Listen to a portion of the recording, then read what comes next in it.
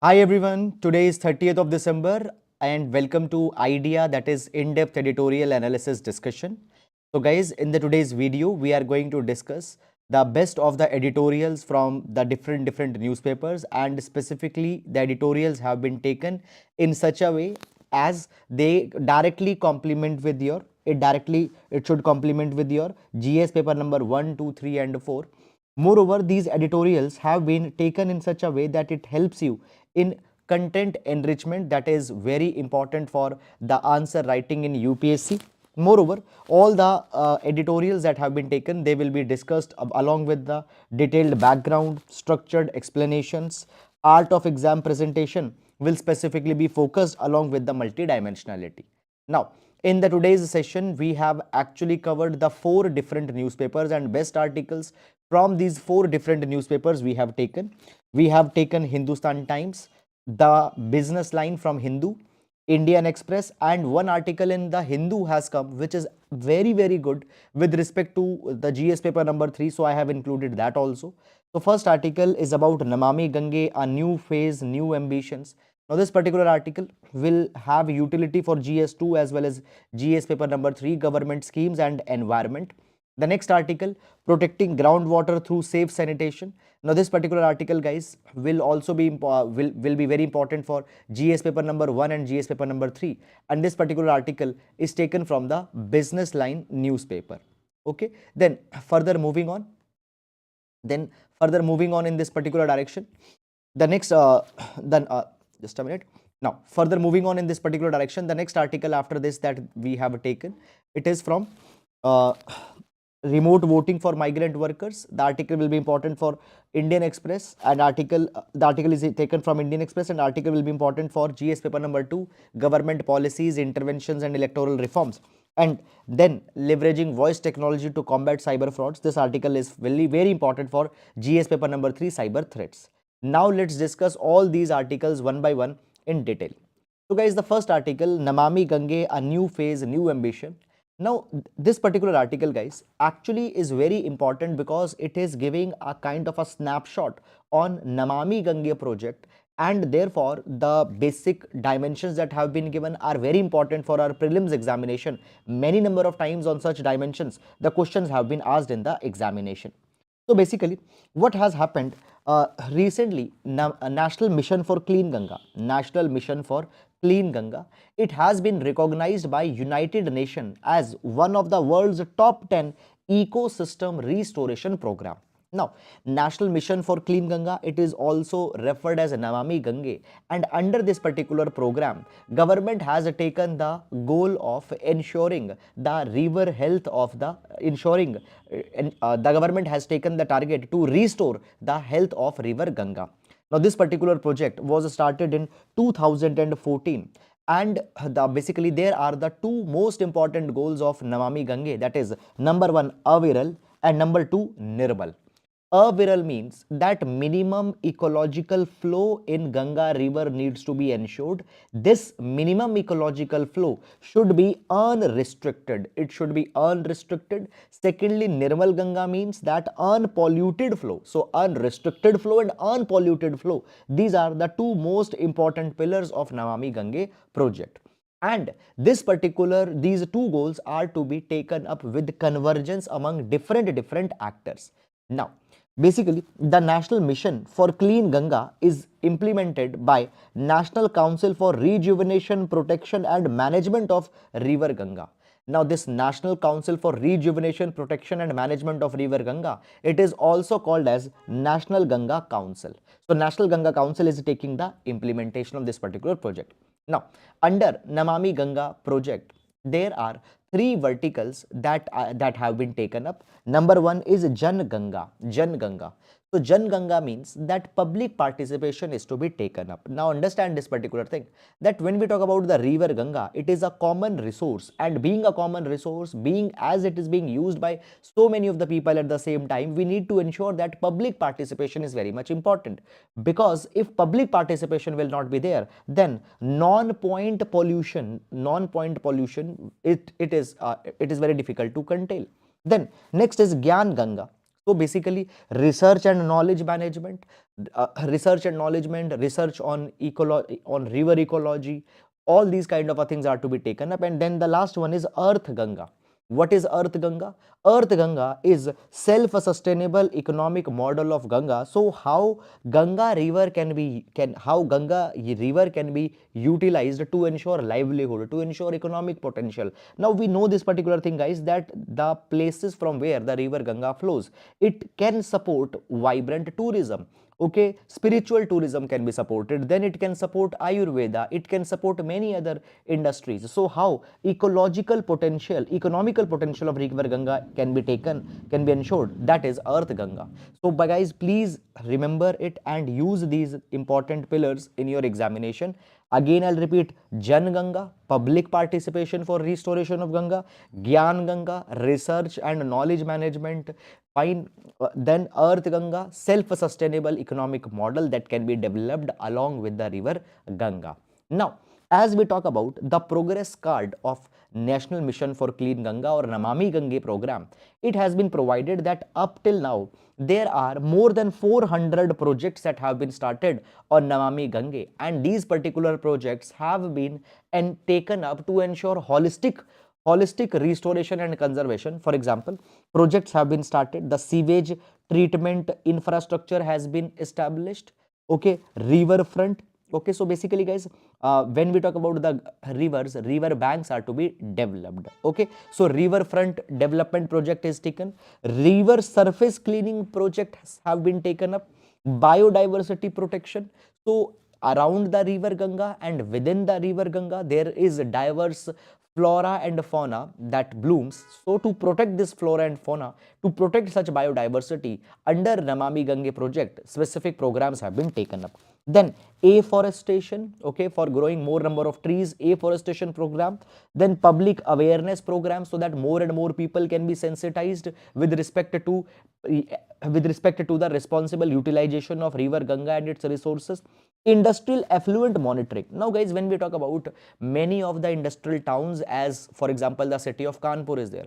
Now city of Kanpur is world renowned for its leather industries, and in leather there is a tanning. Okay, so tanning, that is the cleaning of leather. When it happens, it creates a lot of effluents, and these effluents often are released directly in the river. So basically, around the rivers, whatever industries are there and whatever affluents they are releasing, that needs to be monitored, and it needs to be ensured that effluent should not cross a particular level of toxicity. And for such projects also, for this particular thing, projects have been taken up. Then Earth Ganga, as I told you, fine. Now I am going to discuss about Earth Ganga little bit in more detail. So for that thing also we have taken up. Now basically, it has been provided that now the phase 2 of Namami Gange, phase 2 of the National Mission for Clean Ganga is starting up. And what will be the feature of this particular phase 2 program? If the features will be more or less similar, but this program will be extended to other tributaries of the river Ganga as well. Okay, so tributaries such as Yamuna, sub-tributaries such as Kali, Gomti, Hindon, Damodar, all these particular tributaries, okay, will also be covered here. Now then basically the article is talking about that when we talk about the success of phase 1 of National Mission for Clean Ganga, the success of this particular program comes because of this particular thing, that majority of the projects, they have been taken on the basis of hybrid annuity model, under public private partnership. Now let's understand what is this hybrid annuity model. So basically, for example, let's say the sewage treatment is to be developed in a city which is on the banks of river Ganga. So here what will happen, suppose the construction cost of this sewage treatment plant is, let's say, 100 crore rupees. Now government will invite a private developer to develop this sewage treatment plant, and government will not give entire 100 crore rupees upfront. Rather what will happen, 40% of the construction cost will be given upfront. Okay, and after that the remaining cost that is there, that is the remaining 60%, it will be released over 15 years after assessing the performance of that particular project. Now we have seen this particular thing, that often when government invite the private players to develop a particular project, they utilize substandard materials. Okay, and after few years we find the deficiencies of that particular project, and then they don't take their accountability. Now in order to ensure that the infrastructure project that is being taken up, it should be fit on quality parameters, so over a period of 15 years money will be given, and that money will be given on basis of the performance standards. Okay, the next thing that has come here is that there is also, under National Mission for Clean Ganga, one city one operator model has been envisaged. Now what is this one city one operator model? Just a minute.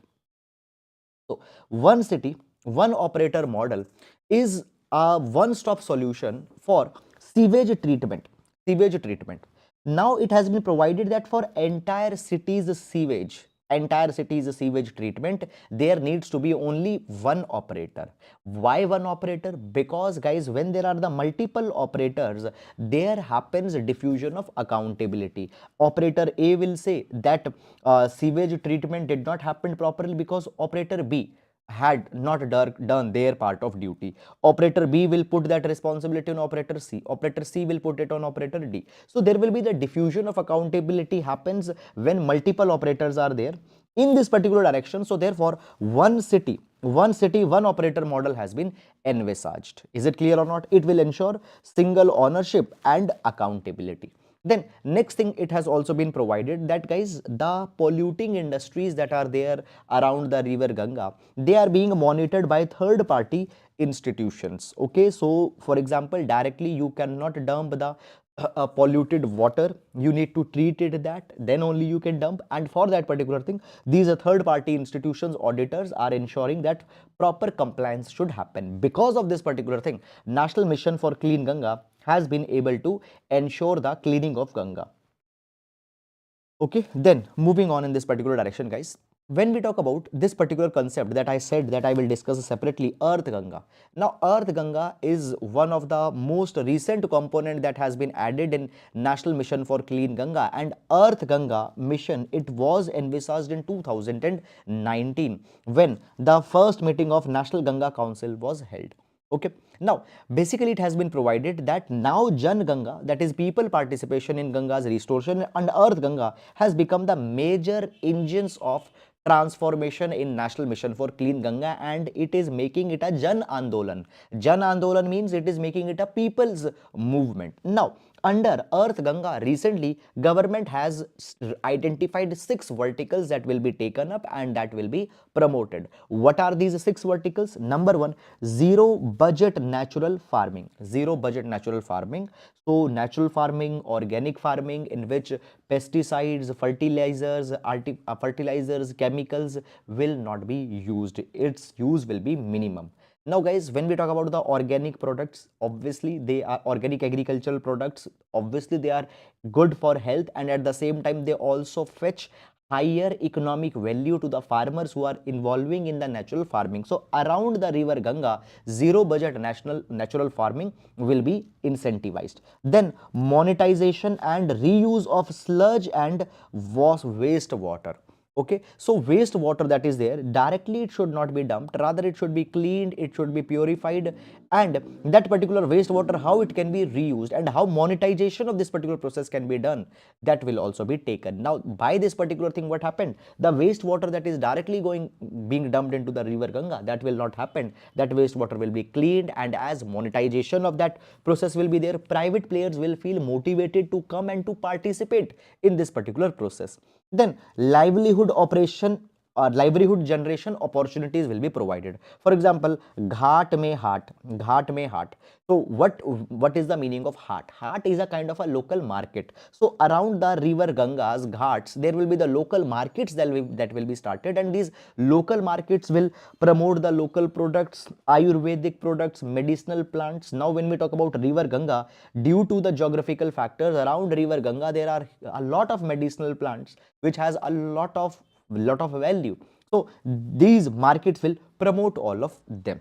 Then next thing that is there is that, guys, under if you remember, we have seen that under the National Mission for Clean Ganga, there is a Jan Ganga program also there, and the Jan Ganga program has helped in bringing public participation, which is very much important in ensuring better synergies between the stakeholders. It is ensuring that the cultural heritage is being kept intact. Then capacity building is happening. Okay, fine. So all these particular things have happened. Now, apart from all these particular things, there are the Jalaj Kendras that have also been developed. Now, what are the Jalaj Kendras? Jalaj Kendras are the step towards building sustainable river-centric economic model. Now, this is to develop, it is the initiative to create livelihood opportunities for those people who are living on the river bank. So, how these people can be given different kind of opportunities?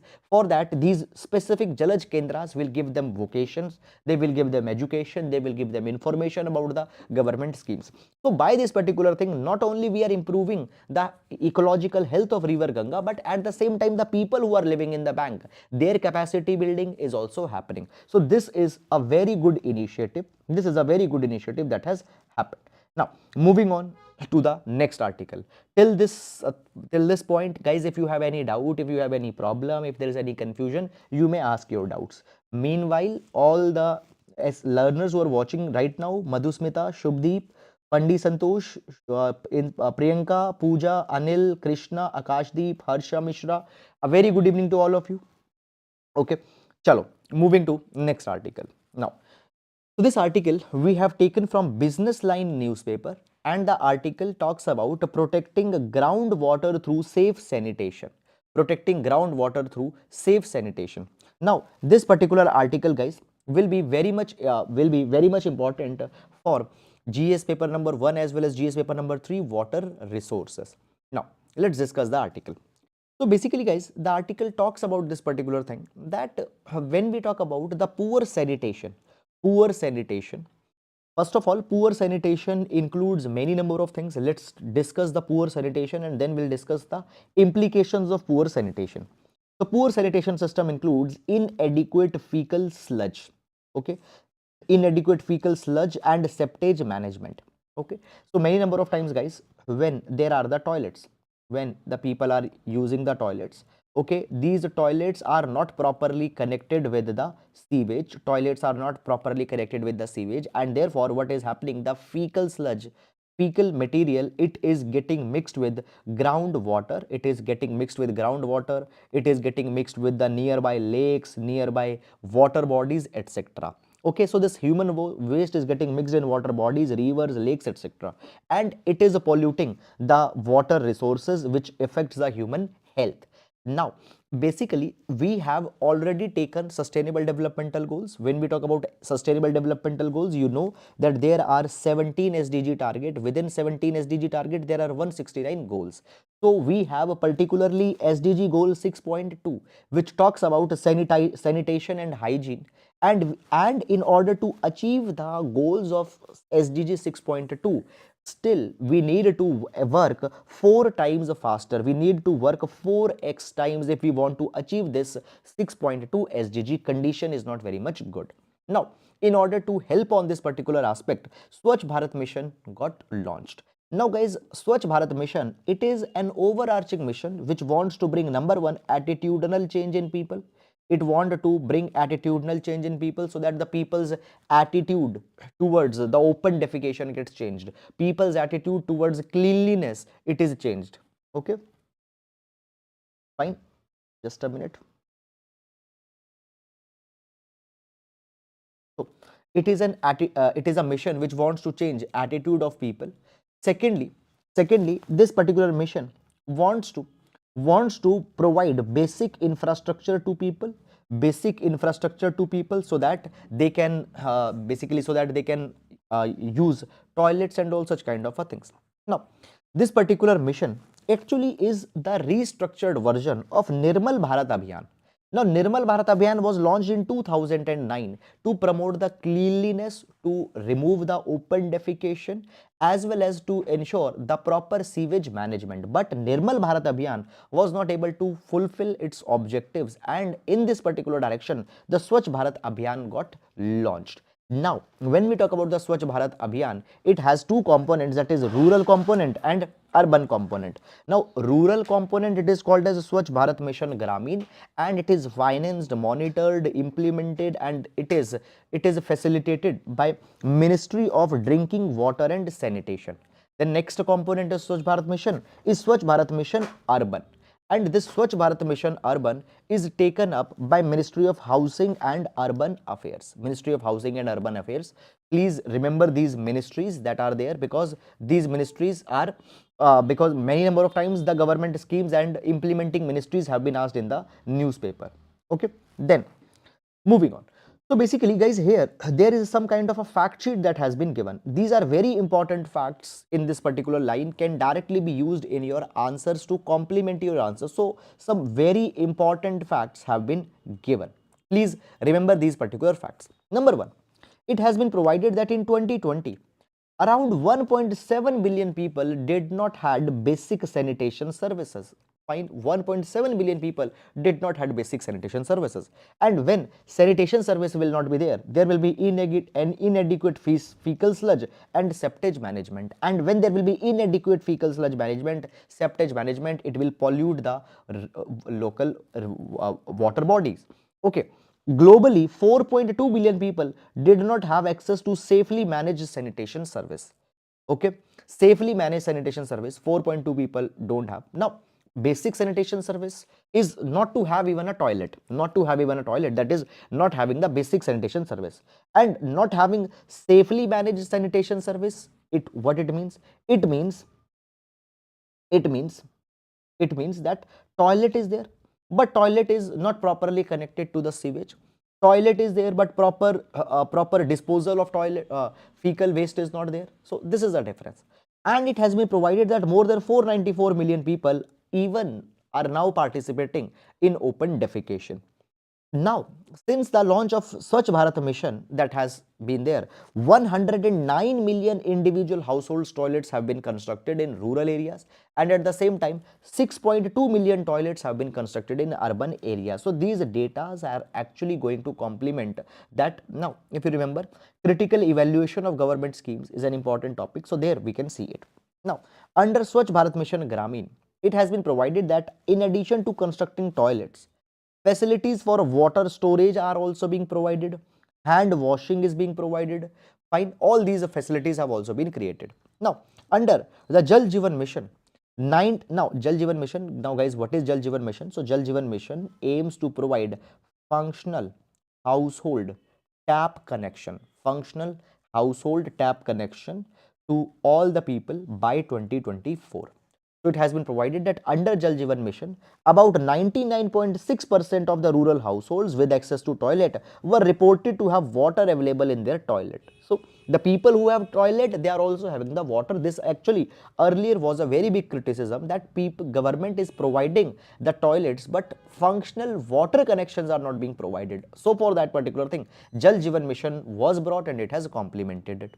Now, at the same time, it's being provided that Swachh Bharat Mission's success lies in this fact: 1 lakh villages declared themselves as ODF, that is Open Defecation Free Plus, ODF Free Plus. Now, basically guys, when we talk about the ODF and ODF Plus, these particular certifications, fine, ODF certification is there, ODF Plus certification is there, ODF plus certification is there, water plus certifications are there.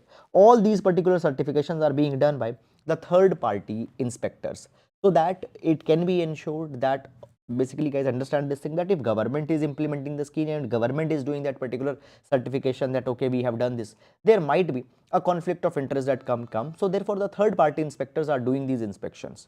Now, when we talk about guys the ODF plus, which now ODF means that in the last 24 hours, no person was found defecating, that is ODF. Not even a single person was found defecating, that is ODF.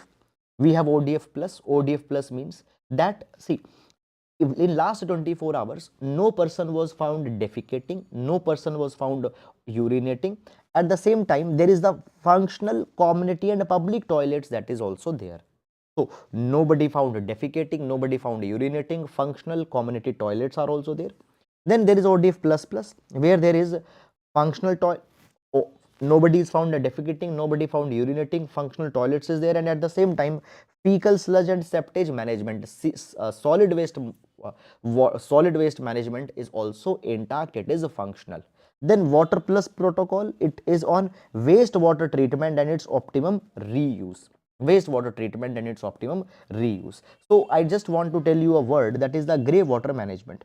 Grey water management. Grey water management means that the water that has been discarded, the waste water, this particular water will be reused, it will be purified, and it will again be cleaned to such standards that it becomes fit for consumption, or it becomes fit for such other kind of a purpose, such other kind of functions. So water plus framework ensures on wastewater treatment and optimum reuse of that particular water.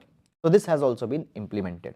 Now understand this particular thing, guys, that why Swachh Bharat mission is important and what type of results it has brought. So you need to understand this particular thing, guys, that as we talk about the Swachh Bharat mission, number one, it is not only about bringing the cleanliness and attitudinal change, rather it is also linked with the health of people.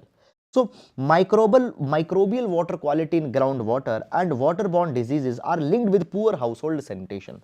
So basically, guys, there is E. coli bacteria which is found in the fecal sludge, okay, and that E. coli bacteria is responsible to many of the diseases. And what happens when there are the poor sanitation, E. coli bacteria will reach to the water, okay, and by that particular thing waterborne diseases will happen. So cleanliness is directly linked with health of people, okay, and it has been provided that according to a report on the impact of sanitation and socio-economy on groundwater pollution human health, it has been provided that there is a significant reduction in groundwater fecal coliform concentration during 2002 to 2017.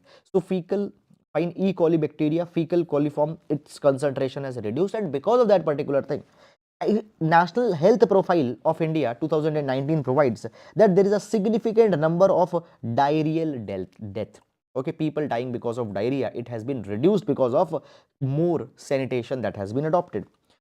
Now this data is between 2001 and 2018. Okay, the data is between 2001 and 2018.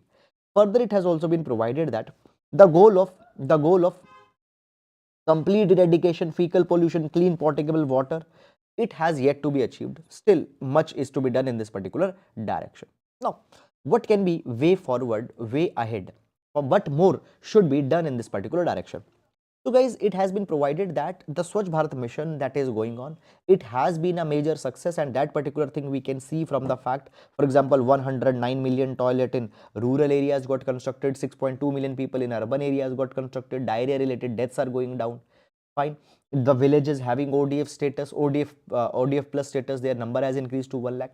So the Swachh Bharat mission is going good, but still there are certain reforms that can be brought in this particular scheme to make it even more effective. Number one, it has been provided that basically the groundwater quality,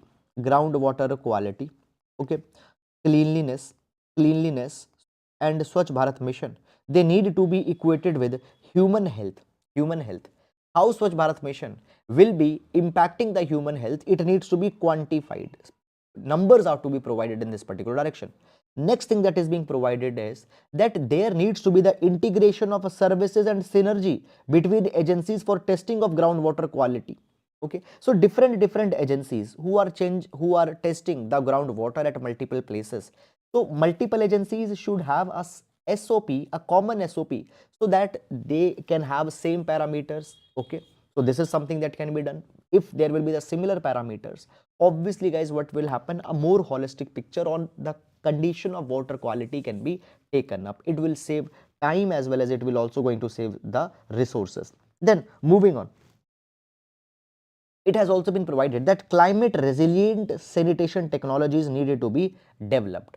What are climate resilient sanitation technologies? Guys, understand this particular thing. Today, when we talk about the sanitation, water happens to be a very important aspect for sanitation. Okay, in toilets we need water to we need to water to flush out the fecal waste. Okay, So basically sanitation technologies, they should be climate resilient. They should not be using a lot of water. Septic, for the septic tank management, sewage management, okay, we need to ensure climate resilient technologies. Okay, now that is something that has been provided. Okay, so this is guys all about this particular article. Now I hope that you have understood this particular article, and now we'll move to next article. Okay, so this particular article guys we have taken from Indian Express newspaper, and the article talks about remote voting for migrant workers. Now this particular article guys is very important for our examination, and this article has come in multiple newspapers today, almost all the newspapers it has come. Very important article for examination. Let's discuss. This article briefly will be important for GS paper number 2 electoral reforms. GS paper number 2 electoral reforms, as well as this particular article will also be used important for GS paper number 2 government schemes for development, government developmental schemes. Okay, now so recently what has happened, Election Commission of India has recently announced a pilot remote voting project. Pilot remote voting project. Now this pilot remote voting project is for domestic migrants. It will help domestic migrants so they don't have to travel back to their home for voting. Now this particular project has formally been named as multi-constituency remote electronic voting machine, or multi-constituency remote EVM. Multi-constituency remote EVM. Okay, now guys understand this particular thing. Before going in this particular article, there is a little bit of a background that I want to give. So basically, as we talk about democracy, democracy focuses on empowerment of its citizens. Empowerment of citizens. In democracy, the state will always be accountable to citizen. State will always be, a minute.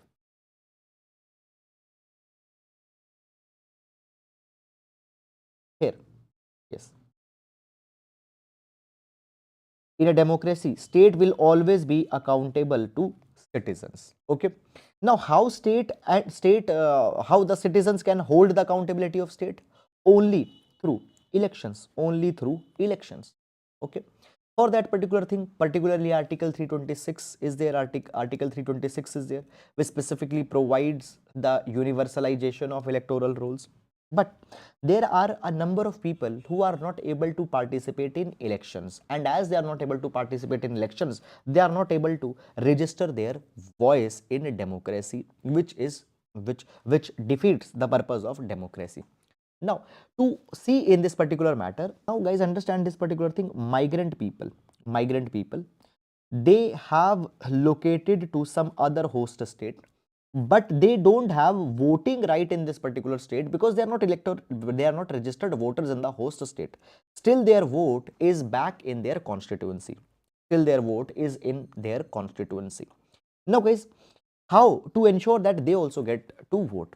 Obviously, many number of times they cannot return back to their home state because of economic limitations. Okay, so to help these kind of voters, Election Commission formed a committee of officers on domestic migrants. Committee of Officers on Domestic Migrants. This particular committee submitted its report in 2006. This committee submitted its report in 2006 and provided that to ensure voting right to migrant, there are multiple options that can be explored. These options are internet voting. Internet voting. We need to come out with such kind of a platform. Okay, we need to come out with such kind of a platform or such kind of an initiative that through internet they can vote. So internet voting came. Internet voting. Proxy voting. What is proxy voting? Proxy voting is, guys, that you will nominate some other person on your behalf who can go and who can vote. Proxy voting is there. Early voting is there. Okay, postal ballot, fine, voting is there for migrant workers. All these particular things was brought, but all these ideas actually got rejected. They got rejected. Why? Because there are problems such as the lack of secrecy. You appoint a person as a proxy, your secrecy will be lost. Fine. The lack of sanctity of one person, one vote principle. fine. Accessibility, fine, many problems are there, fine. Basically illiteracy rates are very much high, and migrant workers might not be able to participate meaningfully in internet voting or postal ballot voting. So many challenges came in all these particular processes, and therefore it was not accepted. And then a technological solution was proposed. Now this technological solution relies on the creation of a robust electoral roll and identification mechanism, and it wanted to allow voters to vote remotely. Vote remotely. Now what has happened in this particular direction? The the Election Commission of India now has finally come out with RVM, fine, remote voting machines. Now these remote voting machines have been developed by Bharat Electronics Limited, BEL, along with BEL, Electronics Corporation of India. So BEL and ECIL, they have carried a joint project, and on the basis of this particular joint project, they have designed the basically RVM, remotely electronic voting machine. Now, first of all, let's understand that what will be the basic provision, how this particular entire thing is going to be operational. So basically, guys, there are migrant workers. Suppose just a minute. There are the migrant workers. They are from the state of Madhya Pradesh. But right now they are living in Delhi. Let's say that there are the state legislative assembly elections for Madhya Pradesh that are going right now. But these migrant workers are in Delhi. So what can happen? In Delhi, there will be this remote voting machine that will be installed. In Delhi, this remote voting machine will be installed. Now these migrant workers will go in this remote voting machine's polling booth. They will cast their vote, and automatically that particular vote will be registered in their constituency. Let's say that some of a voter is from Bhopal, some voter is from, let's say, Bhopal, some voter is from Gwalior, some voter is, let's say, from Indore. Okay, so different voters. Now basically the feature of this particular remote voting machine is that it can connect with 72 constituencies in one go. So this one machine can collect the vote for 72 constituencies. Let's say this migrant number 1 is the voter in Gwalior. Migrant number 2, let's say, is voter in Rewa. Migrant number 3 is, let's say, the voter in Bhopal. Okay, so 72 constituencies can be connected by this remote voting machine. In these constituencies, the vote can be collected. Now, for this particular thing, many amendments are also being brought by the government. For example, government will bring amendment in Representation of People Act 1950, Representation of People Act 1951, then Conduct of Elections Rule 1961 and Registration of Elector Rule 1960. On all these particular laws, changes will be brought to implement this particular law. Now, basically, guys, when we talk about the RVM, these are the standalone non-networked systems. Okay, so therefore, now we have discussed this particular thing, guys. Now, why why this particular machine is important? Now, I have told you first of all that it can cater to multiple constituencies. At the same time, 72 constituencies can be catered. It will have a dynamic ballot display board. For example, what will happen? Suppose this is a remote voting machine. The migrant voter had voted. So there will be a display on this particular machine, and this display will give information. For example, the constituency in which you have voted, the party for which you have voted, the candidate for which you have voted. So this dynamic display will be there. Okay, usual printed paper ballot sheets, okay, will not be there. Then it has also been provided that how the voting process will be carried. Fine. So first of all, voters' identity has to be verified. And after identifying the voter's identity, what will be done? The constituency card will be read, public display, it will show the constituency details, and all such kind of a thing will happen. Now, Election Commission of India has specifically provided that this is going to further enhance the voter turnout rate in India. So in 2019 general elections, the voter turnout rate was around 67.4%, and at that point of a time, 30 crore electors did not exercise their right to vote. There were the differential voter turnout in the different states also. Now let's understand this particular thing, that why differential voter turnout is there. Guys, understand this particular thing, guys, that there are many states which have a culture of net out migration. It has culture of net out migration, and as it has the culture of out migration, suppose UP and Bihar are the two states where a lot of migration, out migration happens. So obviously in these constituencies many of the voter will be missing, so differential voter turnout rate will also be there. As per 2011 census data, now obviously this number will increase. It has been provided as per 2011 census that 45.36 crore migrant people are there in India. So approximately 37% of the country's population is migrant. They are living in some other place which is not the place of their residence. So therefore 37% people can be catered by this particular remote EVM mechanism that has been brought. Now there are certain problems also that will come, and these problems have been acknowledged by Election Commission of India itself.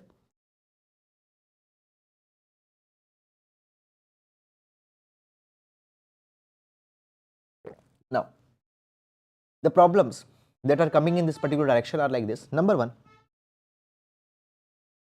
when we talk about the migrants are not a uniform and a defined class. Okay, migrant people, they have a fluid identities. First of all, guys, their identities, regional identity, they're coming from different region, they are involved in different professions, they are going to the different host states and cities, they are living in different locations, different situations. So basically tracking these migrants throughout the country and getting them registered for this particular process is going to be a very difficult problem. Is it clear or not? Election Commission of India also have to come out with the inclusive definition of migrants. Okay. Okay. Now understand this particular thing, that are all the migrants eligible, or a particular set of migrants. For example, if you are living in the host state for, let's say, minimum 6 months, then you can vote 1 year. So we need to ensure that are all migrant voters eligible, or a particular class of migrant voters are eligible. Okay. It has also been provided that wider consultations fine are to be taken up. That can there be a misuse of this particular scheme? If yes, what?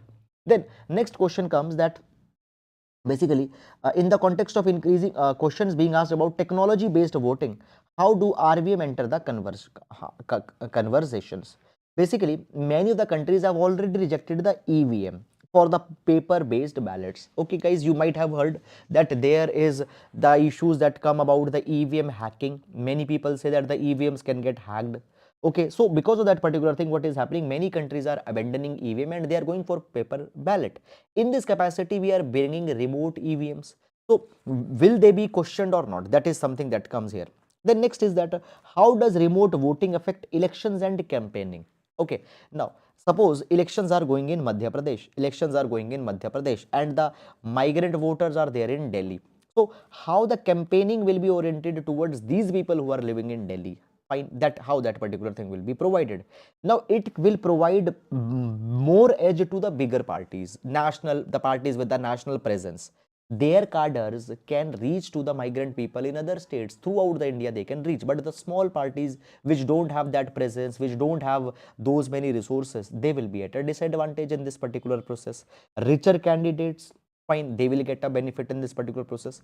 Then there will be the administrative challenges that will also come. Okay, basically the vote, registering the voter, ensuring the basically when the voters, they are voting from remote constituencies, they have to give a self declaration that okay, this is the place where we want to vote. So how to collect that particular thing? Secrecy of voters who are voting from remote locations, all these particular things are needed to be ensured. We need to also ensure robust identification of voter to avoid impersonation. Let's say there is Mr. A, I might go and I'll say that I am Mr. A, I will just take the fine. How to prove that particular thing? Fine. So will you be adopting Aadhaar verification or such other kind of a things? So for that particular thing, it also needed to be ensured. Fine. So these are, guys, all the issues in this particular article. I hope that you have understood all these particular issues. And now moving to the next article. Okay. The constituency number remains same. There's a question. The constituency number remains for same for whole India. Okay. Right now, the capacity of these EVMs is that they can cater to 72 constituencies. Are you getting it or not? Fine. That is the case. Fine. Now, the next article we have taken from Hindu newspaper, because this is a very good article that has come. It is talking about one innovative technology that we can bring in order to reduce the cyber crimes, the cyber threats, cyber issues that are coming now, leveraging voice technology to combat cyber fraud. Okay.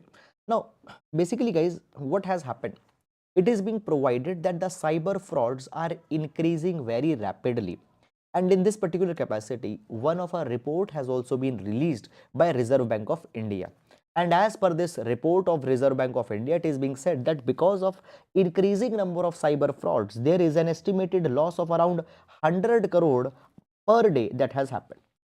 Approximately a loss of 100 crore rupees per day has been there in last 7 years. So from last 7 years, every day 100 crore rupees are being lost because of cyber frauds. And the frauds that are being registered every year, they are increasing.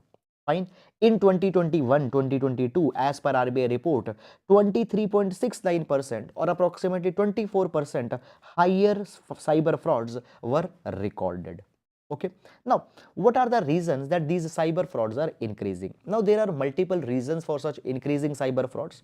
For example, greater use of digital payments. Now, with the coming of UPI, with the coming of digitization of Indian economy, many people are accepting the digital payments and people are making digital payments. Then telephone banking. Okay, online banking services, they have increased. With the coming of e-commerce, digital commerce also, these things have further increased.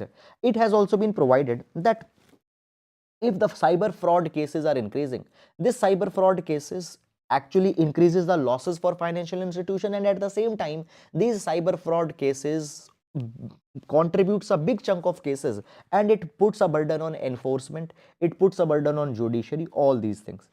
Now, in this particular direction, we can use the voice technology to resolve this problem. Now, what is this voice technology? We'll understand the voice technology by the help of this small picture that's there. Now, number one, suppose, oh guys, suppose this is Mr. A, and Mr. A has a bank account in HDFC Bank, HDFC Bank. Now, when Mr. A buys any item from Flipkart, and he has to make a payment on Flipkart, what happens? He put his card details, account details, or whatever it is, and then an OTP will be registered. OTP will be will be issued to Mr. A's mobile phone number. Mr. A will feed that particular OTP, or for the net banking particularly, there are the passwords that you have to use. But these passwords can be hacked. These passwords can be guessed. Okay, the passwords can be broken. Then the issue comes that many number of times these OTPs can also get compromised. Fine, there is a phenomena of SIM card cloning. Okay, so these OTPs, they can be cloned, passwords, they can be easily guessed, so therefore they are not a very effective way of verification. Now, in voice biometric enrollment, what will happen, or in voice technology, what will happen? Basically, the user's voice sample will be captured. So now Mr. A's voice sample will be taken. Okay, then that particular voice sample will be sent to biometric engine, and what will happen? A voice template will be created from this particular voice sample. Now, basically, when verification for any payment is to be done, a call will come to that particular user, and on that particular call, the user has to speak something so that user's voice can be taken. Now, this voice will be matched with the voice sample that has been retrieved, and on the basis of that particular match only, the transaction will be completed. It has been provided that this voice technology can be a game changer because of multiple benefits of this voice technology that are there. Number one, guys, it has been provided that it uses unique characteristics of a person's voice as identification. This creates the digital voice print, Okay, it has been also been provided that this particular voice authentication can significantly improve the security over the knowledge based authentication methods. It has been provided, guys, that basically compared to other biometric methods, for example fingerprint scanning, iris scanning, or any such kind of a scanning, the voice biometric identification is most cheapest. It is most cheapest. It doesn't require specialized readers, it doesn't require specialized devices, it is non-invasive, portable, and it helps in remote identification. Just a call will come and you can identify yourself. It has also been provided that the banks traditionally have relied on passwords. Banks traditionally have relied on passwords, and these passwords are the weakest link in security. It's being provided that 81% of the hacking related breaches that have happened, they are because of weak passwords that are being used. People are using the password like Mr. XYZ 12345. Okay, so basically, unlike the passwords, these customers voice, it is impossible to spoof, it is impossible to copy, and it is far more challenging, fine, for the hackers. Moreover, the voice technology, the voice sample can be verified in very less times. It takes a few seconds to analyze the voice. Fine. Moreover, the voice technology also allows for the privacy. How it allows for the privacy? Just you need to communicate, certain questions will be asked specifically which need not to be the questions about your sensitive information. Okay, your personal information might not be asked. Fine. So therefore, the privacy, the personal information, it can be safeguarded.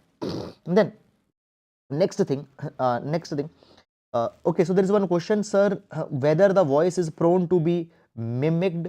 Now, guys, understand, yes, that some people mimic, some people do the voice mimicry, but no. Just there will be many parameters. Find the depth, tempo. Okay, and when we talk about the field of depth, in field of depth also there are many parameters that are there which will be taken to create that particular voice sample. Okay, however, I am not saying that it is 100% foolproof, because article itself says that there are certain problems that can emerge. Now, in this particular direction, in 2019, HSBC became the first bank to start this voice verification, voice technology or voice biometric system was started by HSBC Bank. And it has been provided that since HSBC started voice biometric identification, cases of fraud fell by 50%. Cases for fraud fell by 50%. And in this particular capacity, guys, it is being provided that voice biometric technology can be a game changer in this particular direction. Moreover, the voice technology can also be used in forensics by the law enforcement officers, fine, for identification, etc. Now, at the same time, face recognition technology has also been there. Now, a question comes that isn't face recognition technology more better than the voice recognition technology? So, it has been provided that there are certain limitations for face recognition technology. Number one, it works best when a person is looking directly at camera. If there are poor lighting conditions, there can be the high error rate. In voice, error rate is less. Eye contact is not needed. Error rate is less compared to the face recognition, so it is more effective. Then it can improve user experience, reduces call handle times at the call centers. Fine, there can be automated call responses that can be created. Authentication can happen in just a few seconds. This technology is also sensitive to detect if someone is impersonating the user. Okay, so the question that we got recently, by Pandi Santosh, that can it be mimicked? If it will be mimicked, then that impersonation can also be caught. Okay, so this is something fine. It can also identify if the user has a cold or a sore throat, then also it can be used, fine. So this is something that has happened. However, guys, there are certain concerns also in this particular direction that has come, and the concerns are something like this, that see, even this particular technology is not 100% foolproof. It may give certain false positives, and it might have an accuracy which is between 90% and 99%. It might not have 100% accuracy. Is it clear or not? The next thing that has come here is that that though some recent systems have come up with voice analytics of gender and age identification that say कि 100% verification accuracy is there, but still there are certain limitations, and this particular technology will take time to evolve. Now, it has been provided that, guys, as there are the advances in machine learning that are coming, recording technology that are coming, okay, so in that particular direction, as the deep fakes are coming, okay, the quality of voice spoofing, it is increasing, so there can be the other challenges that can come, but at the same time we further need to ensure that the voice technology should also be developed in such a direction that it can become a robust way of identification. So that is all, guys, about this particular article, and with this we have come to an end in this particular article.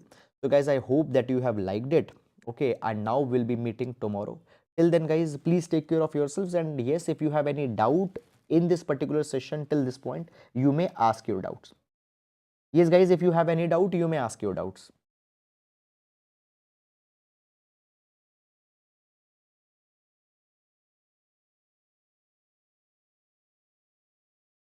Okay, guys, so that is all for the today. Thank you so much. Now we'll be meeting tomorrow. Till then, please take care of yourselves. Thank you.